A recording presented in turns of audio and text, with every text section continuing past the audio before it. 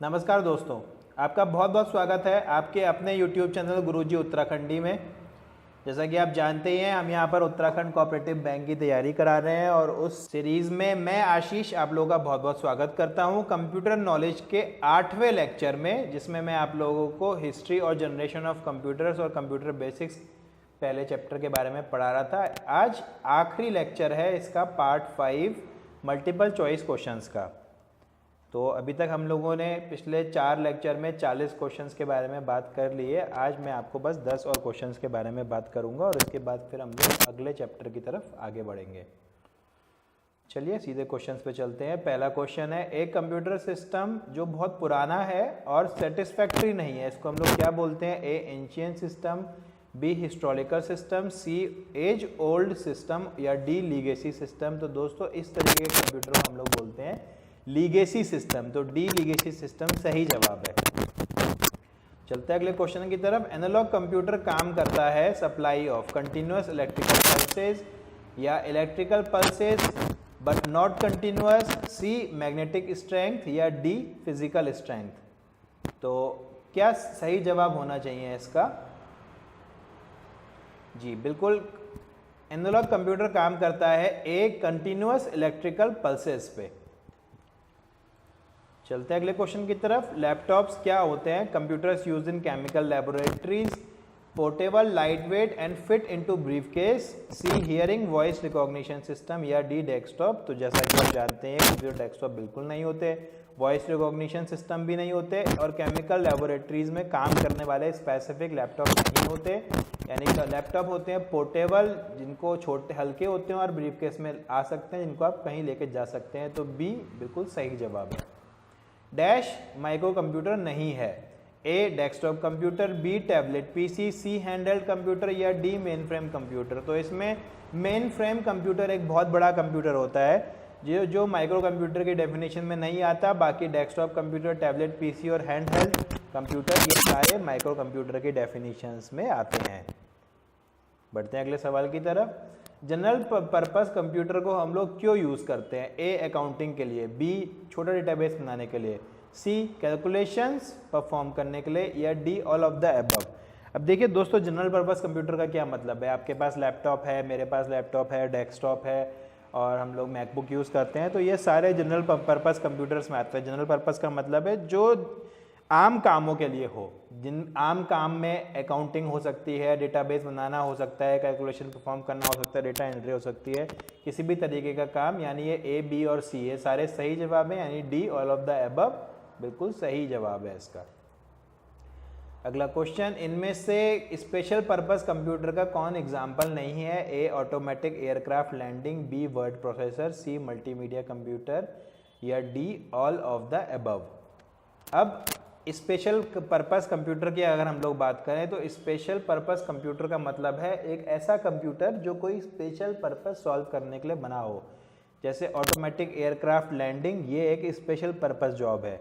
जैसे कि ट्रैफिक को राउट करना, ये एक स्पेशल पर्पस काम है। जैसे कि वेदर की फोरकास्ट करना, ये एक स्पेशल पर्पस काम है। तो इनमें से कौन सा कंप्यूटर है जो स्पेशल पर्पस कंप्यूटर नहीं होगा?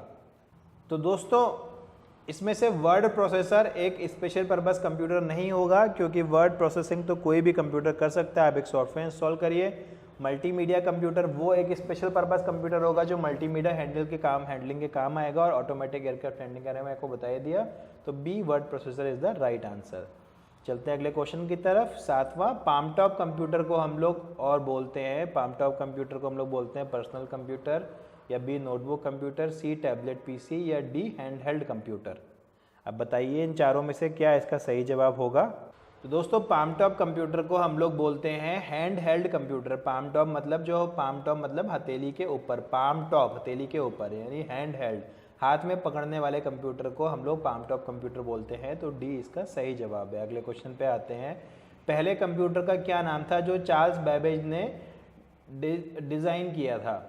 तो दोस्तों इस सवाल के ऊपर काफ़ी सारा विवाद है। मैं आपको पहले बता दूं, सी और डी कोलोसस और ENIAC बिल्कुल इसका सही जवाब नहीं है। अब आते हैं हम लोग ए एनालिटिकल इंजन और बी डिफरेंस इंजन के ऊपर।